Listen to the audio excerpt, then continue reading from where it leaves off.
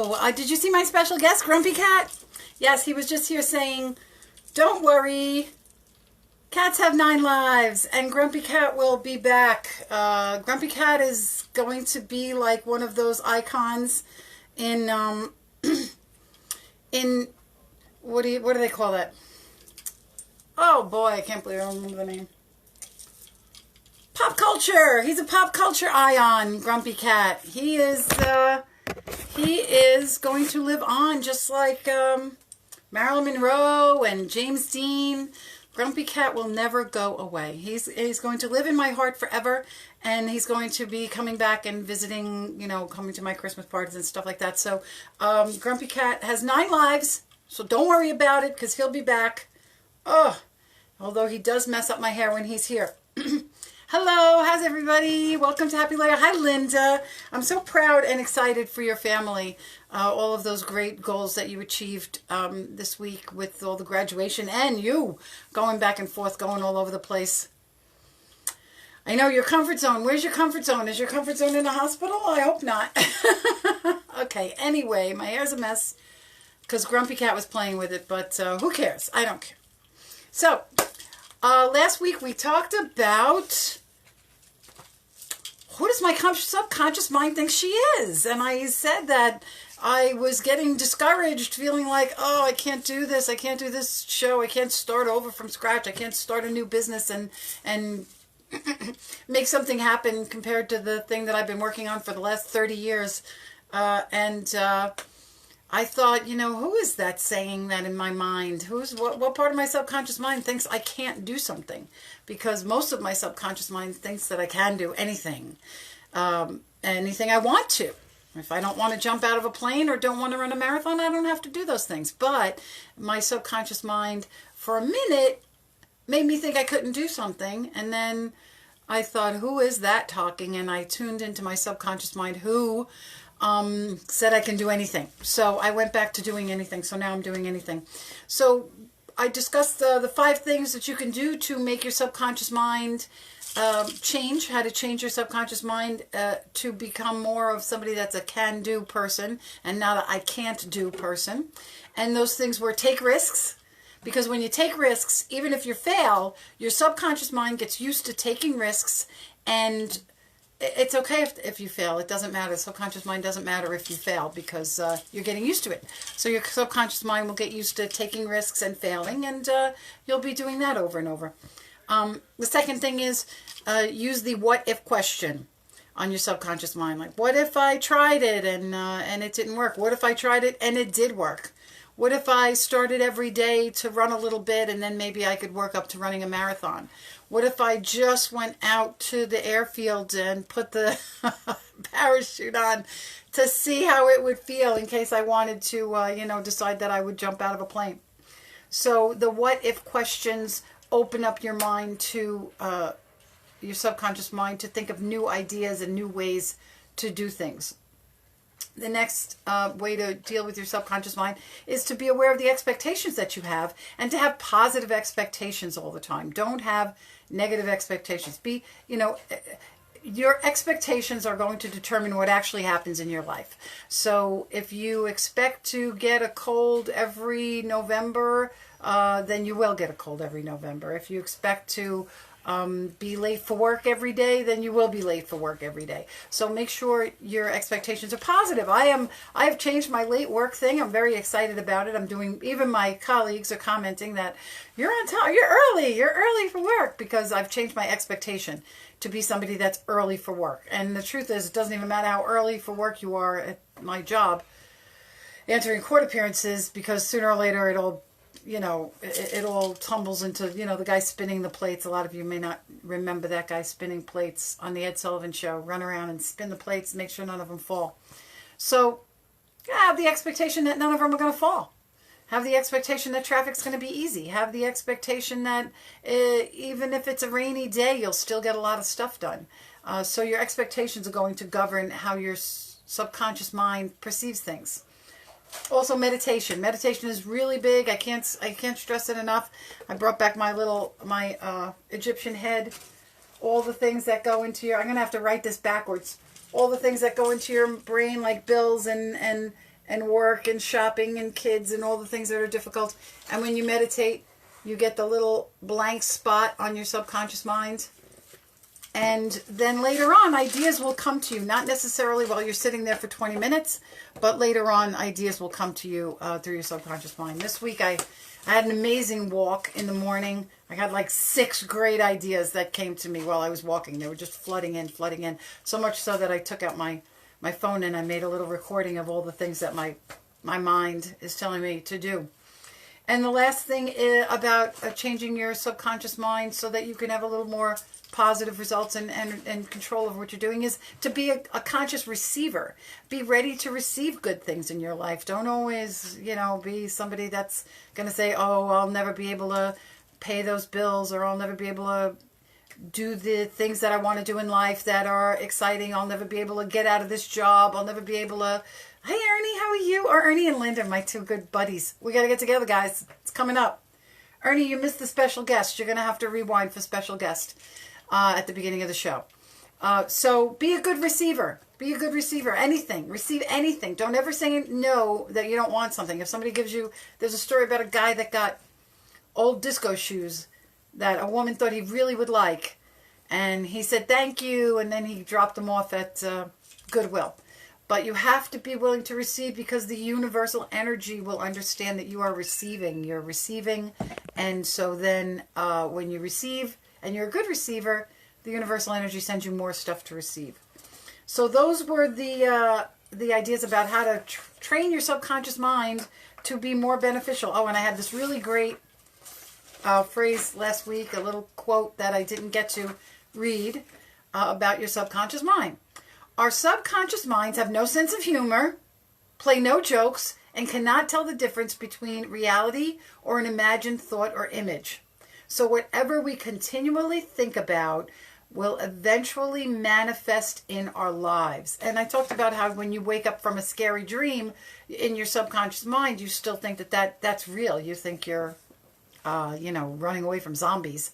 So your subconscious mind doesn't tell the difference between reality. So your subconscious mind will never overrule you.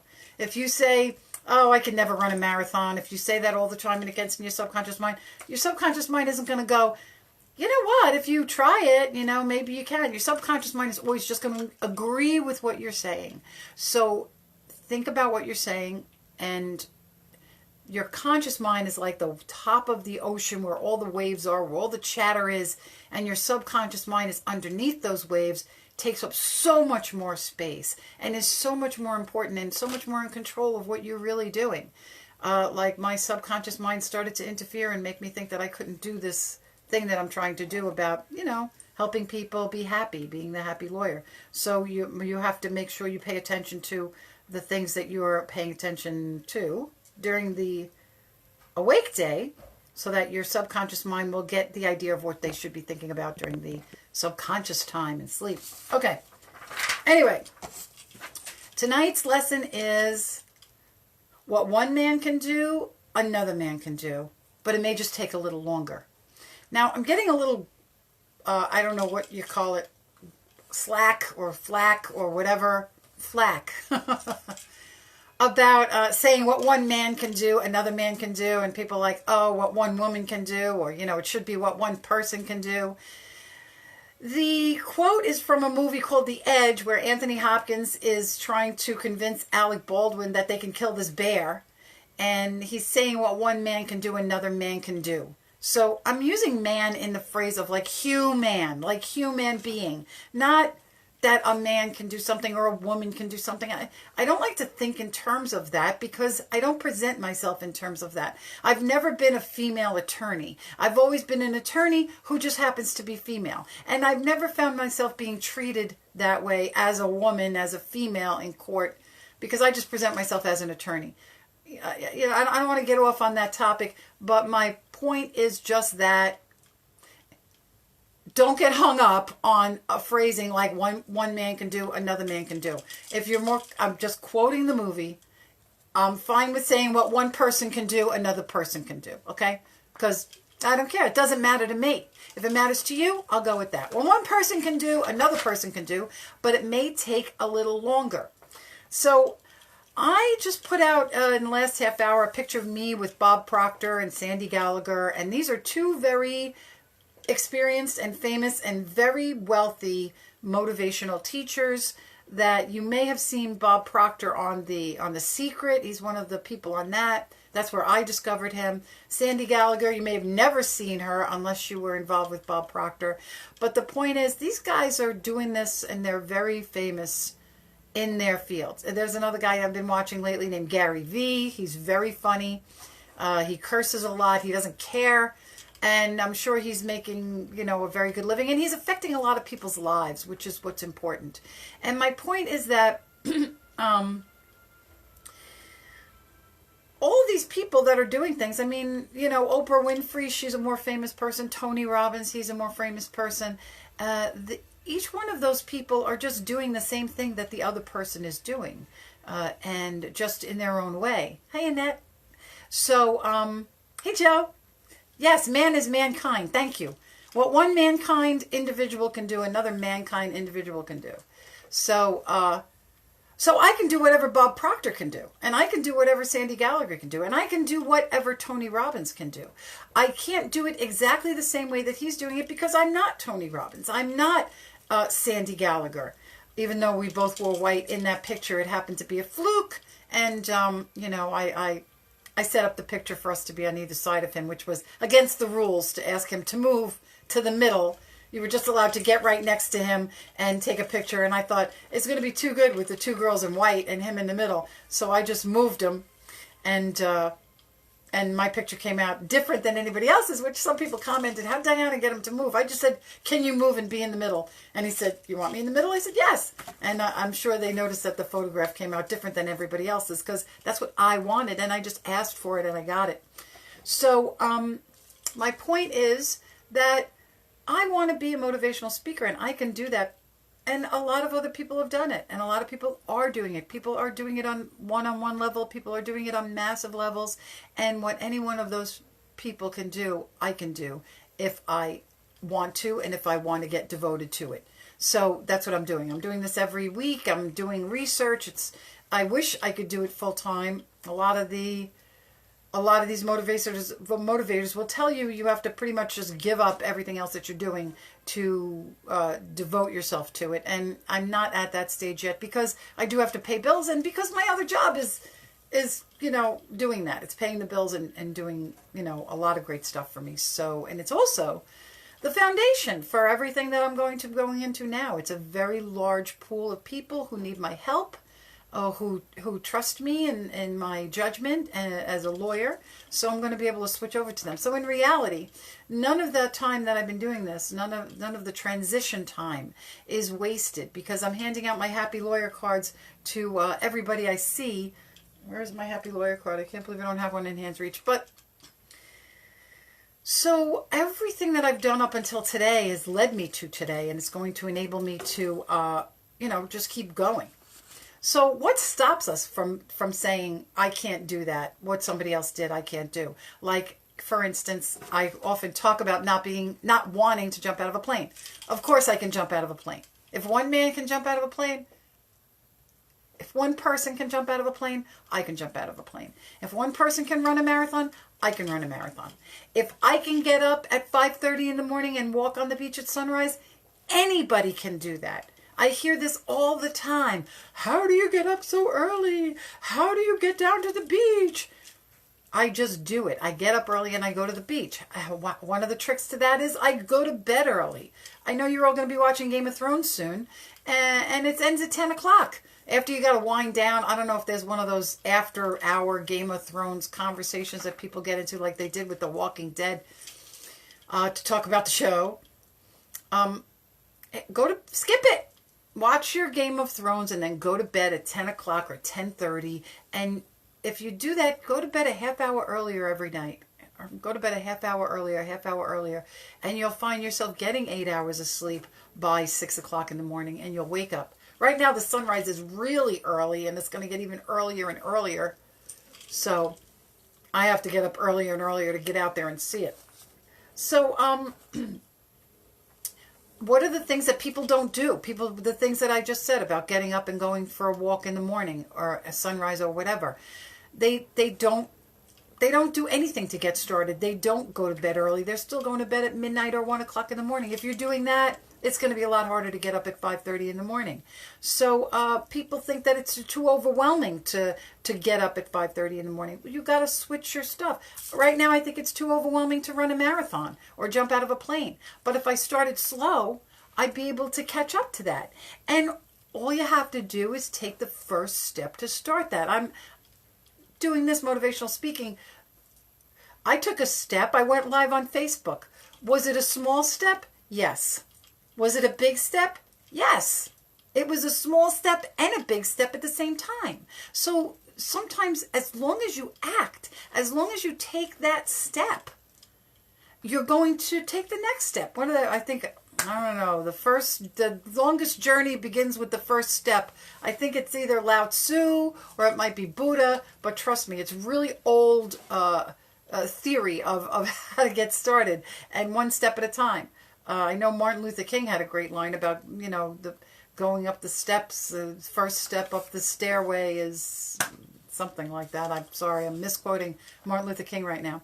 But, and the thing about taking that small step or that big step is that you have to make the decision to do it. You have to say, I'm going live on Facebook tonight, even though I'm not prepped, even though I didn't rehearse, even though I might sound like a dummy or something. I don't care. I'm just going to do it. You have to be willing to make a mistake, get laughed at, but just proceed anyway. Because I could tell you, I've seen some very early Tony Robbins stuff. In fact, I don't even know where I got it. I saved it on my computer. It's him literally, it looks like he's in a basement because he's so tall and the ceiling is right up to him. And he's doing like motivational sales talk to just like maybe 25, 30 people. But he's so good, and he's practicing his craft. He started in a basement, talking to 20 people. And now he's, he doesn't even go anywhere. He stays in Fiji, and people fly out to see him in Fiji. So take the first step, whether it's a big step or a small step. It doesn't matter. It could be both. And as long as you take that step, then you're just going to do that. Take the step and go on to the next one. And the thing about taking the step is the pause. There's something called like a 3-second reaction time or 5 seconds. Somebody has this theory that don't make the decision in 3 seconds to just do it. And, we have things that happen in our minds, in our lives, where we're about to do something, and then we just say, nah, I'm not going to do it. So doing something like getting up in the morning and going for a walk. It's that 5-second, nah, I'm not going to do it. It's that 3 seconds of, I'm going to go back to sleep. It's that get up and walk past the gym and the weights and say, nah, I'll do it later. Instead of getting up and saying, I'm going to work out today. Instead of getting up and saying, I'm going to start doing planking. Planking is something you can do in your living room for 5 minutes. And believe me, 5 minutes of planking is not easy. You can start with 1 minute. Just start with 1 minute of planking. I got up to 5 minutes and then I stopped doing it for a while and now I have to go back and start over. But it's the pause. It's the pause that we get when something else comes into our mind for that second that we think, this is, I don't have to do this. You get the idea that you're going to do it, and then all of a sudden, you're not going to do it. All right, so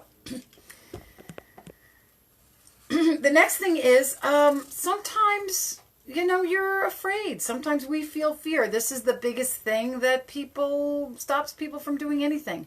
The fear of making a mistake, the fear of failing, the fear of not having it work for you.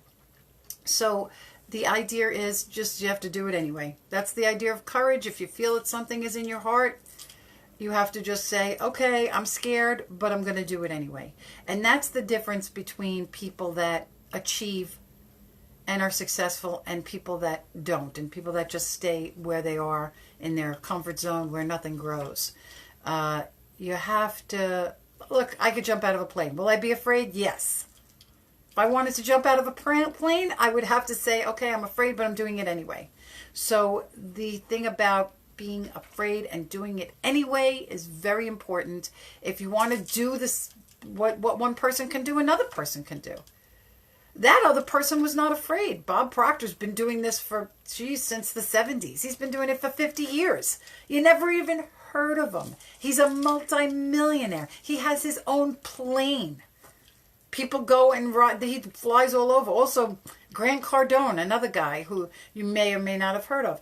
He's got a big plane too that he's on Instagram. He's got a lot of really great stuff. Grant Cardone, very high energy guy. What Grant Cardone can do, I can do. Can I do it just like Grant Cardone? No, I'll do it just like Diana Gianturco. Just like Diana the Happy Lawyer. And guess what? Grant Cardone can't be Diana the Happy Lawyer. It's like when you go and get a suit and you get one off the rack, or you get one that's tailor-made to you, that fits your dimensions. That's how you're going to be in your life. When you're doing the one thing a person can do is the same that another person can do, you're doing it, but you're doing it with your tailor-made version, tailor-made to you, and not just imitating somebody else by taking a suit off the rack and just going in. Listen, I have a lot of suits off the rack. I've never had a tailor-made suit. One day I will. And guess what? It'll probably be the last day I buy a suit off the rack, because I bet that tailor-made suit just feels so good. So I'm just trying to tailor-make the rest of my life until I can get the suits. So the other thing is, don't stop short when you're doing something, when you're taking those steps, those baby steps, when you're taking that. Don't just say, okay, I did it one day, I'm not going to do it another day. This is just like your body, when you have to work out and build muscles or lose weight or whatever. Any bodybuilder knows you can't just do it for a week or do it for, a month. You have to keep going. So if you really want to be a person that does the same thing that another person does, and it's whatever your particular thing is. I'm into motivational speaking. If you're a baker, if you travel a lot, and there's all kinds of stuff. I talked to my friend Karen, and we were talking about my thing and being the happy lawyer, and she said, oh, there's nothing I can do. I said, Karen, you should do something that excites you. Oh, there's nothing I can do. I don't know anything. There's nothing I can do. But then she started saying that she did like a review on a place that she went, because she travels a lot. Somebody said, wow, you should do a blog on traveling. Now, I see that lady with the short blonde hair that travels all over the place, and she gets paid like to go stay in the Ritz-Carlton in Naples and talk about how soft the pillows are. Oh, man, that eats me alive. I want to do that. I want to get paid to travel around and talk about how soft the pillows are. So maybe someday I will be doing that or something. But, it's the kind of thing that... whatever you want to do, just start small and just follow and don't stop. Don't just say after 3 weeks it didn't take, or after a month. I mean, I lost 20 pounds. It took me about 6 months. But I know I can lose 20 pounds. So if I got another 20 pounds to lose, I know it's doable because I did it one time. But it's not going to be doable overnight. It's not going to be doable, in no time. That's why I got discouraged. I got discouraged last week about being a motivational teacher and a motivational speaker, because to me it's not happening fast enough. So I've been trying to just really load myself up with motivational stuff and inspirational stuff from other people. And on Netflix now, I think it's Netflix or it might be Amazon, they have the Jack Canfield story.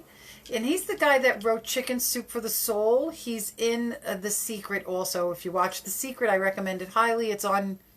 I think it's on Netflix. 90 minutes of really fast-moving motivational speakers that you'll enjoy, and just pick up on one and just YouTube them, and you'll get all kinds of stuff. So the thing about the Jack Canfield story is when he's on The Secret, he talks about how he was trying to figure out how to make $100,000, and he was doing a speech one night, and a girl from the National Enquirer came up to him and said, I'd like to, and he saw the National Enquirer. He's a big meditation guy, by the way. Meditation helps. He saw the National Enquirer on a shelf in a store and thought, if I could get the National Enquirer to publish one of my stories, then maybe I could, become more famous or sell more stories. And sure enough, a person from the National Enquirer was in the audience where he was speaking and took his name and number and wanted to speak to him. So he sold a bunch of stuff, made $100,000 or $97,000, which was close enough to his goal. And then him and his wife said, well, if it worked for $100,000, maybe it'll work for $1 million. So Then he says that, they sold a bunch of books, the chicken soup books, and that his publisher was so happy. He first $1 million check he wrote, he put a little smiley face on it. So that's what the story he tells in The Secret. But if you watch this Jack Canfield story on Netflix, you will learn that it was not that easy at all. And that the biggest story is you just cannot give up. And he did his first Chicken Soup for the Soul publication after going to 144 publishers. 144 publishers said, no, we're not publishing your book. And the 145th one said yes, and it was a little small-time publisher. And, of course, they became very wealthy, everybody, because Chicken Soup for the Soul, it's really a story. It's just little short stories. It's not even their own stories. That's the crazy thing, too. He didn't even do... I don't want to say he didn't do his own work, but he took stories from other people and gathered them together into a book. So the Chicken Soup for the Soul books are other people's stories. So it really was something that he gathered together. And he did not give up. 144 publishers later, in about 2 years, he got the book published. Now, I couldn't even imagine. I think I would have quit at 100. I think I would have put a cutoff at 100. But I guess you're so far into it at that point, you just figure, well, what if I knew it took 144? You'd be excited to get to 100. You'd say, finally, I'm in triple digits. Only 44 more rejections before I get to the place where I can do the thing that one person can do, another person can do, which is publish a book and become wealthy on that. And then the odd thing happened was that, well, not odd, it was supernatural forces at work. The last couple of pages of the book were blank because the way they made books back then, they do like a double page and then they fold it in half. So the last couple of pages were blank, and the publisher said, what do you want to put here? And the last couple of pages blank, you want to put anything. So he said, if anybody has a story, send it to us. So, of course, after reading all the stories, he got a whole bunch of stories from other people, and he ended up with a whole bunch of more chicken soup books. So after waiting for 141 publishers, the book took off, sold fast, and then people were so enthusiastic about it that on the blank page at the end where he said, tell us your book, your story, they did that, and they published a whole bunch of more books. Kathy, I see my cousin Kathy is on today. It's her birthday. Happy birthday to you. Happy birthday to you. Happy birthday, dear Kathy. Happy birthday to you. Yay. And many more. So, Kathy, you are now down in history live on Facebook. Diana the Happy Lawyer is singing happy birthday to you. So, that's the thing about what one person can do, another person can do. Get started. That's the biggest thing that you have to do is get started and take small steps and appreciate that a small step could also be a big step at the same time. Not all steps are equal. Not all times of the day are equal. It's another thing about getting up early in the morning is that you're just like recharged overnight. Your body and everything, your brain, your energy is going to be more in the morning because you're like a battery that just woke up. And that's why a lot of people say, oh, I have to work out in the morning because I never do it when I get home after work. And I've tried that. I've tried to get on my weight machine after work, and it doesn't work. It's very hard to do that. So, don't give up. Don't get discouraged. Do it even if you're afraid. These are the differences that lead to success. So that when you see one person like Tony Robbins or my friend Mitch running in the marathon or Julia Roberts who did cookbooks. There was a lady, what was her name? Marie Callender. Marie Callender was a woman who worked in a diner. And she made some pies for dessert, and her boss, everybody loved the pies, so her boss said, I want you to come in an hour and a half early every day to make desserts.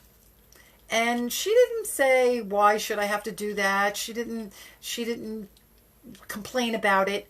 She got there early and she made the desserts, and people loved them, and people came from miles around to get them, and she became famous for her desserts. And sure enough, she became Marie Callender. If you see in frozen food sections, she's got her name on stuff. I'm sure she probably sold her name by now, which is great. I can't wait to sell Diana G and Turco to anybody that wants to buy it. Let me know if you want it. But she was someone that just was a good baker. And she just followed through. So, she was from modest means. She wasn't anybody that had any special,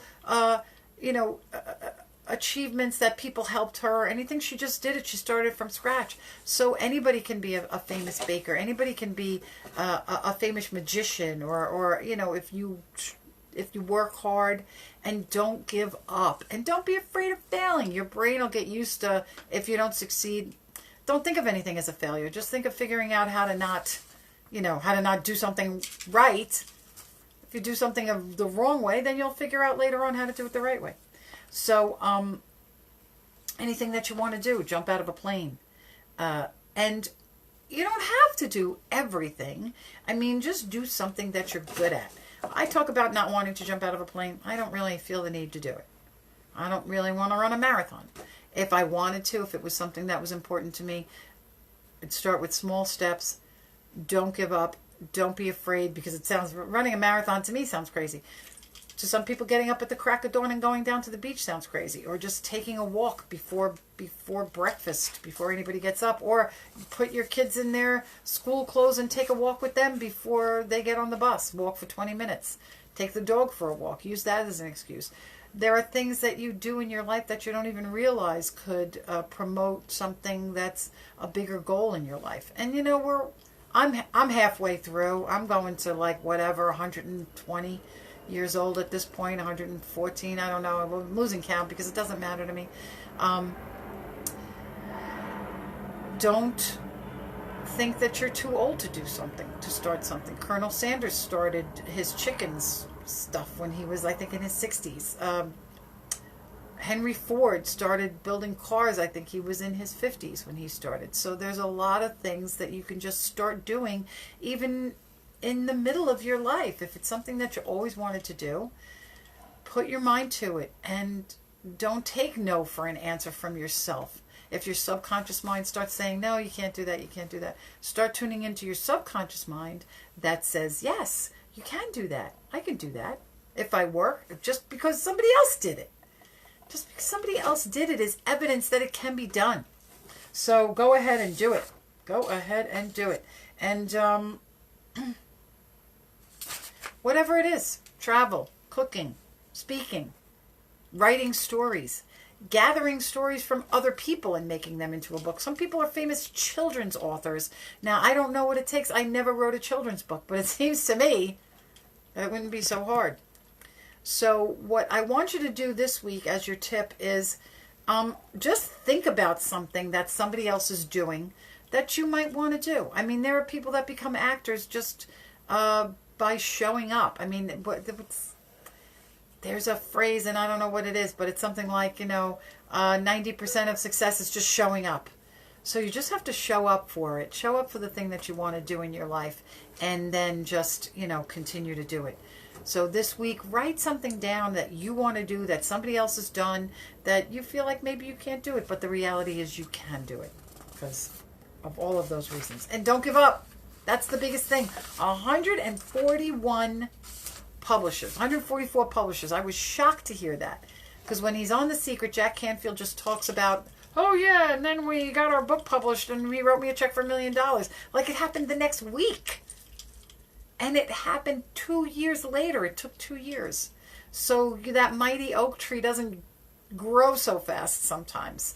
My mighty oak tree that I want to be here already, I'm chomping at the bit to open at the garden. But you know what? Maybe I'm not going to be able to do that. Maybe I will. Maybe somebody will discover me. Maybe somebody will look and say, wow, she's so talented and so funny and so beautiful. Let's bring her on our show, because that happens too, especially in this day and age. But then I could say something like, what one man can do, another man can do, and then somebody will yell at me because I didn't say what one woman can do, another woman can do, or what one person can do, another person can do. So we need to not get involved in the minutia of what's going to stop us from proceeding in our dreams. Don't worry about comparing yourself to other people. Don't worry about being Jack Canfield, who wrote a book. Don't say like, well, Jack Canfield already wrote a book with all different stories and put it together and sold it, so that means nobody else can do that.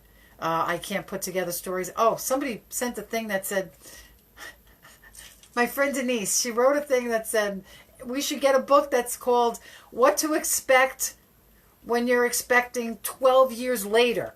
Because her son is 12 and he's driving her nuts. What to expect 12 years later. And I thought it was hysterical. I thought it was a great name for a book. And that she could, I said to her, get stories from different people about how they're dealing with teenagers. And you could make a book out of that. And even if you just self-published, there are people that do that. There are people that self-publish. So that's what I'm going to, kind of leave you off with. I know Game of Thrones is coming on. I know a lot of people are complaining about Game of Thrones. Oh, the season is not good. Da-da-da. There's a petition to rewrite the last season of Game of Thrones. Here's a perfect example of what one person can do, another person can do. The person that wrote the last season of Game of Thrones, if you're a Game of Thrones fan and you think you could write a better season, then do it. Just for fun. Just do it for fun. Just act it out with your friends. You could film it. You could put it on Facebook or these memes, whatever a meme is. I don't really know. But apparently there are very funny things. Somebody showed me a Facebook thing with about a meme from Game of Thrones, and I didn't think, I didn't get it because it wasn't funny. I made a Game of Thrones joke, and I was told that I wasn't allowed to do that. I'm not allowed to joke about Game of Thrones. I said Jon Snow is chosen, Jon Snow. And I got yelled at because I'm not allowed, because I don't watch Game of Thrones. I don't get the meaning. So if you're complaining about the end of Game of Thrones, or you complained about the end of The Sopranos, or you complain about the end of any of these Walking Deads or whatever, then go ahead and write your own ending and act it out with your friends. Make some cheap costumery, or do whatever you want. Do hand puppets. What about those guys? The South Park guys. It's circles on heads. It's not even real cartoonery. It's like the basic cartoon things, and they just made up funny jokes and they became super famous. I mean, yeah, that takes talent, but you know what it took more than that? It took one step to start, not be afraid to fail, not worry that The Simpsons already did it or somebody else already did it and they couldn't do it. The fact that The Simpsons did do it showed that they could do it. And did they do it tailor-made like The Simpsons? No. They did it tailor-made like South Park. So figure out what you want to do for yourself. If somebody else did it, it shows that it can be done. And then you tailor-make it to the way you want to do it. And go slow, big steps, small steps, but be patient. Because it could take 141 publishers before you go famous. It could take me 2 weeks, or it could take me 2 years. Oh, very important. Last thing I wanted to say. Great Barrier Reef. I talked about going to the Great Barrier Reef. It's like one of these things that I was like, here's my magnets. The Great Barrier Reef was a magnet coming to me. Well, guess what? It looks like I'm going to the Great Barrier Reef in August. I am so excited. And you know what it took? Nothing. It took nothing. It just took me a decision. My cousin and I are exchanging timeshares, and I was going to go to Aruba, and I was thinking, well, where do I want to snorkel? That's my favorite thing to do, and of course, best snorkeling in the world is Great Barrier Reef. So it came up, and now it looks like I'm going. And even when I checked out the airfare, the whole thing is flying there 20, 30 hours, whatever it is. That's the tough part. But guess what? If one man can fly to Australia, then one woman can fly to Australia. There's a whole plane full of persons flying to Australia multiple times a day. So that means I can do it. And I'll survive. Qantas. They never had an accident. So I'll take Qantas. So then I started looking at the hotels in comparison to the timeshares. And guess what? It's like off season. So it's really cheap. The hotels are like $150 a night, share with 2 people. So the funny thing is, this whole time I could have just gone to the Great Barrier Reef. I could have just, the airfare is like $1,000. That's the only thing. It's big, but guess what? If it's that important to me, I spend $1,000 doing, you can't take a cruise for that. You Can't do anything really. A vacation for $1,000. So it turns out Great Barrier Reef is next. I'm so excited. And it started because I started talking about it. I just started talking about it. Even it was in my heart. But I didn't say it out loud. Then I said it out loud. And it came to me. The Great Barrier Reef. I wish the Great Barrier Reef could come to me. But I'm going to go to it. So just start talking about your dreams. Just start talking about the things you want to do. And the universe will conspire to get those things to you. Don't talk about the things you can't do. Remember, your subconscious has no sense of humor and doesn't understand when you're saying stuff like, oh, I can't get to work on time. It'll just know the can't get to work on time and it'll say yes. So watch your phrasing. And go ahead and go out and do it. Do whatever you want to do. Because if another person's already done it, then you can do it. And nobody else has done it, then be the first one to do it. And then another person will follow in your footsteps. Okay, I don't know what time it is because my clock again ran out, but I'm sure I'm at the 30-minute mark, and I'm going to quit and invite my special guest back. I love you all, and love is all you need. We'll see you next week at same time, same channel, 6 o'clock. Meow. Meow. Meow. Meow.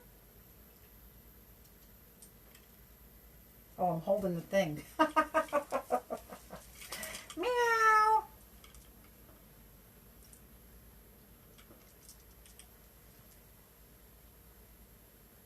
Meow. My cats are freaking out.